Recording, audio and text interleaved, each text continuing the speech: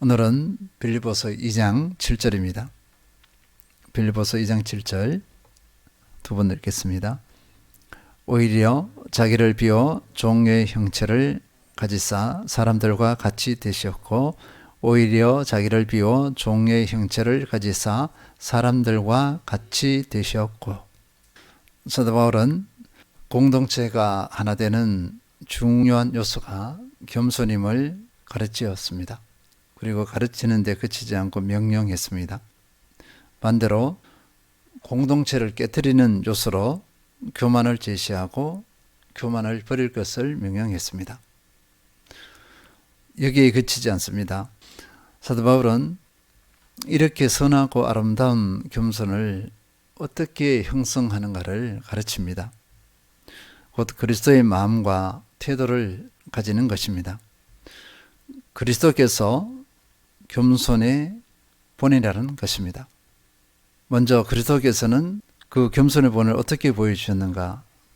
빌립보서 2장 6절입니다. 그는 근본 하나님의 본체시나 하나님과 동등됨을 취할 것으로 여기지 아니하시고. 근본 하나님의 본체, 이것이 예수 그리스도의 이미 가지고 있는 기득권이라 볼 수 있겠습니다. 그런데 이 기득권을 고수하지 않으셨다.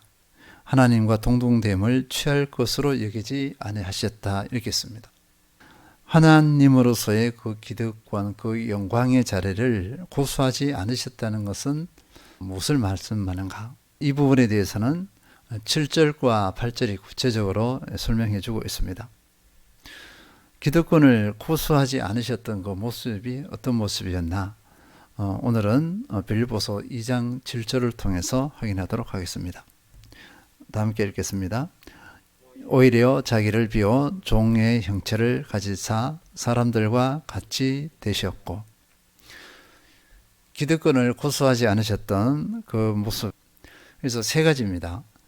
2장 7절에서는 세 가지 모습을 보여주는데, 자기를 비워, 그다음에 두 번째 종의 형체를 가지사, 또 세 번째는 사람들과 같이 되셨고, 이렇게 세 가지입니다.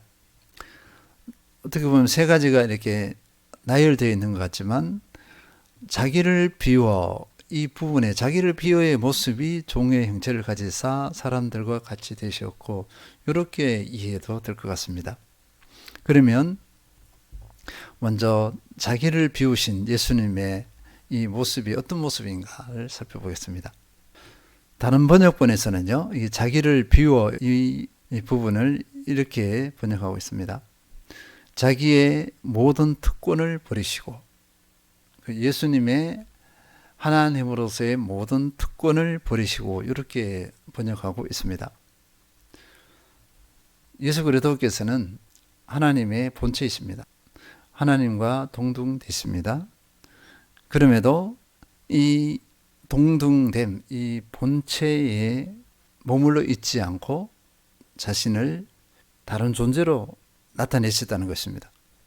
근데 우리가 살펴야 될 것은요, 그러면 예수님께서 하나님의 그 본성을 완전히 버리셨는데, 본성을 버리시는 것은 아니잖아요. 하나님이시고 거룩성, 완전성, 이런 것을 다 버리신 것이냐? 그것은 아닙니다. 자신의 영광을 억제하셨다, 제한하셨다, 이렇게 볼 수 있겠습니다. 제한하시고 억제하셔서 낮아지신 예수님, 이렇게 해석하면 될 것 같습니다. 하나님의 본체는 그대로 가지고 계십니다. 예수 그리스도께서 하나님의 본체를 다 버렸다고 이렇게 봤어요. 그러면 예수님은 그냥 하나의 인간에 불과합니다. 예수님께서 완전한 인간이시고 완전한 신이시다, 이 성립이 안 됩니다. 그냥 일개 인간이면 우리와 같아요. 예수님은 완전한 하나님이시면서 완전한 인간으로서 이 땅에 오신 것입니다. 성육신 하심으로써 하나님의 그 완전하심, 전지하심, 전능하심, 편지하심 등 이런 하나님으로서의 그 본질적인 그 속성을 일시적으로 제한하셨다, 이렇게 볼 수 있겠습니다. 사실 이 비운다는 것이 쉽지 않습니다. 우리 사람들에게서 가장 어려운 부분이 자기를 비우는 것입니다. 자기를 비우지 못해서 우리가 욕심을 부리고 분노하고 또 그리고 죄를 짓고 인생의 한계성입니다. 근데 예수님께서는 그 영광의 자리를 멈추신 거예요. 영광의 그 기득권을 은혜들을 멈추셨습니다. 그리고 인간으로 이 땅에 오셨습니다. 이것이 예수님의 자기를 비우심의 모습입니다. 우리는 예수님의 자기를 비우심의 그 모습을 따라가기만 하면 돼요. 그런데 쉽지는 않습니다. 우리 힘으로는 그렇게 할 수 없습니다. 우리는 늘 주님 앞에 무릎을 꿇어야 합니다. 성령께서 주시는 그 은혜로 그 힘으로 우리가 자신을 비울 수 있습니다. 자신을 비울 때의 그 기쁨이 다른 어떤 것과도 비교할 수 없을 것입니다. 우리에게 고통은 나를 비우지 못해서 그렇습니다. 비우면 기쁨이고 새로운 것으로 선한 것으로 아름다운 것으로 채워지는데 비우지 못해서 선한 것으로 채우지 못합니다. 우리의 한계성이에요. 예수님께서는 완전히 자신을 비우셨습니다. 그러면 두 번째, 종의 형체를 가지사. 종의 형체를 가지셨다는 것이 무엇을 말씀하시는가? 여기서 종은요, 하나님과의 관계에서의 종입니다. 예수 그리스도께서는 하나님과 동등된 분이시고 본체이시지만 이 땅에 오셨을 때는 철저히 하나님의 종으로서 이 땅에 오셨습니다. 종으로서의 메시아 이렇게 표현합니다. 요한복음 17장 8절 나는 아버지께서 내게 주신 말씀을 그들에게 주었습니다. 그들은 그 말씀을 받아들였으며 내가 아버지께로부터 온 것을 참으로 알았고 또 아버지께서 나를 보내신 것을 믿었습니다. 나는 아버지께서 내게 주신 말씀을 그들에게 주었습니다. 이렇게 했어요.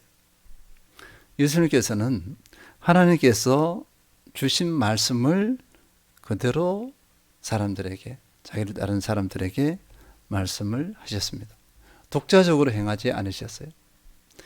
하나님의 뜻이면 순종하고 하나님의 뜻이 아니면 움직이지 않았습니다. 요한복음 17장 4절 보면요. 아버지께서 내게 하라고 주신 일을 내가 이루어 아버지를 이 세상에서 영화롭게 하였사오니. 아버지께서 내게 하라고 주신 일, 이 일을 내가 이루어 이렇게 했습니다. 예수님께서는 하나님께서 하라고 하신 것 외에는 하지 않으셨습니다. 하나님의 뜻대로 온전히 순종했다 볼 수 있습니다. 하나님의 종으로서 순종한 그 모습, 그리고 이루어낸 그 일들이 아버지를 이 세상에서 영화롭게 하였사오니 있습니다. 예수님의 이 땅에서의 모습은 하나님 아버지를 영화롭게 하는 삶이었다 볼 수 있습니다. 예수님의 이 종으로서의 삶을 우리의 삶과 대비해 보시기 바랍니다. 우리는 하나님께로부터 온 것이 아니라 내게로부터 내면에서 나온 것, 죄악된 속성에서 나온 것을 가지고 무엇을 의도하고 무엇을 이루려 하고 이러하지 않았는지 살펴볼 일입니다. 하나님께 영광이 아니라 내 영광을 위해서 우리는 열심을 내고 땀을 흘리고 그러하지 않았나 살펴볼 일입니다. 예수님께서는 그러하지 않으셨습니다. 예수님은 자기 영광이 아니라 오직 하나님의 영광을 위해서 그렇게 하셨습니다. 예수님의 이 삶을 우리가 따라가기만 하면 됩니다. 그러면 우리는 하나님의 종으로서 그리스도 종으로서의 삶을 온전히 이루어낼 수 있습니다. 이 삶이 아름답습니다. 이 삶이 선합니다. 그리고 종으로서의 또 다른 모습이 있습니다. 누가복음 2장 7절 보면요. 첫 아들을 낳아 강보로 싸서 구유에 뉘었으니 이는 여간에 있을 곳이 없음이러라. 하나님 본체로서 이 땅에 인간의 모습을 가지고 오실 때 좀 그럴듯하게 오셨으면 어떠할까 이렇게 생각해 봅니다. 만왕의 왕이신 예수 그리스도예요. 창조주십니다.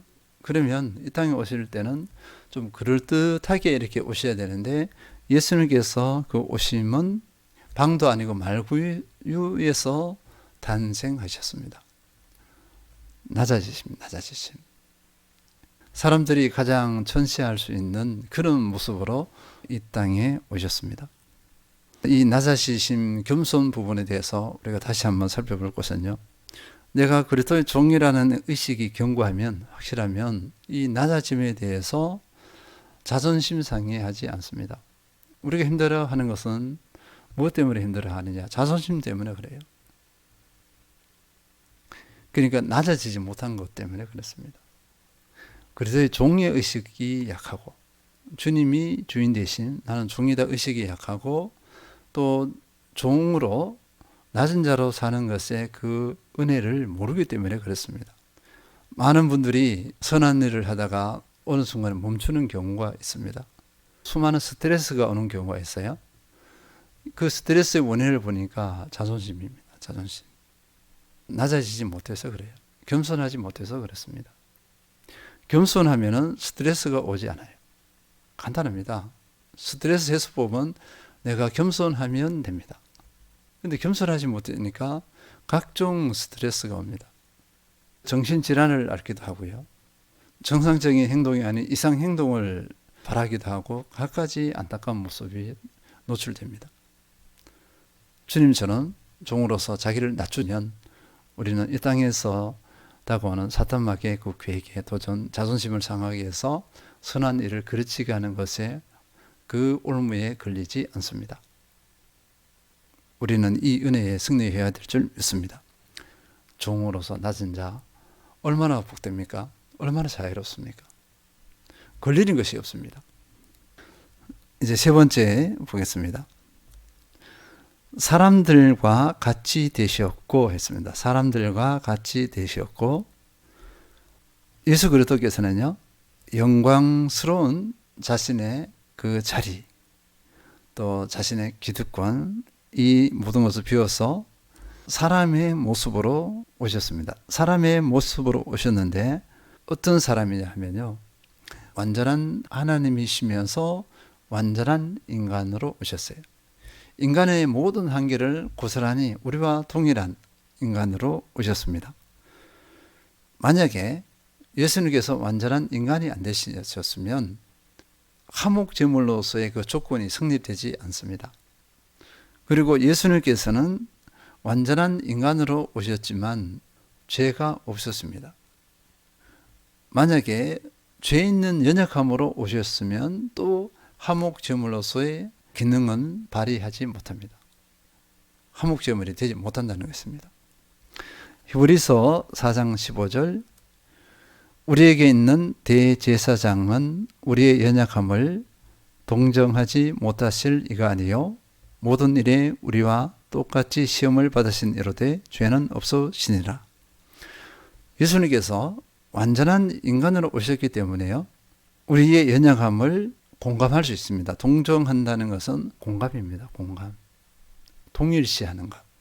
동일시 공감을 동정하다, 이렇게 같은 언어로 표현해도 될 것 같습니다. 완전한 인간을 오셨기 때문에 나의 연약함이나 아픔, 기쁨, 슬픔 모든 것을 나와 공감할 수 있다, 이렇게 볼 수 있습니다. 우리의 모든 문제를 가지고 또 기쁨도 가지고 주님께 나가면 돼요. 주님과 교제하면 됩니다. 그럼 주님께서 나와 다 공감하십니다. 나의 아픔을 나보다 더 잘 아세요. 더 깊이 공감하십니다. 나의 기쁨도 더 많이 공감하고 더 잘 아세요. 예수님은 이런 분이십니다. 우리는 예수님께서 인간으로, 완전한 인간으로 오시지 않으셨으면 우리의 입장을 어떻게 이해하십니까? 할 수 있어요. 그런데 예수님께서 완전한 인간으로 오셨기 때문에 그 말은 성립되지 않습니다. 그리고 우리보다 더한 고통을 당하셨어요.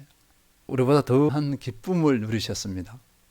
하나님의 일을 완성했잖아요. 종으로서 하나님께 영광을 돌려드렸어요. 그 기쁨들, 우리도 그것을 누릴 수 있습니다. 다 보여주셨어요.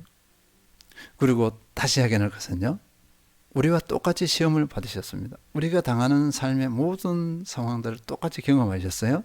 그런데 죄는 없었습니다. 그래서 완전한 화목제물이 될 수 있었습니다. 세상 죄를 지고 가는 하나님의 어린 양, 이 조건을 충족시켰기 때문에 세례 요한이 세상 죄를 지고 가는 하나님의 어린 양 했던 이 표현이 맞습니다. 그리고 예수님께서 우리를 대신에 화목 제물로 드릴 수 있는 유일한 분이 되셨습니다.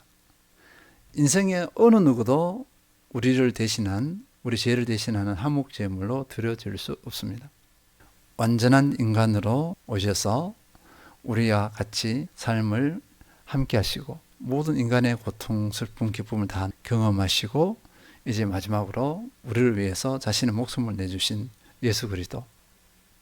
우리는 이 예수님의 삶을 진정 아는 자가 되어야 될 줄 믿습니다.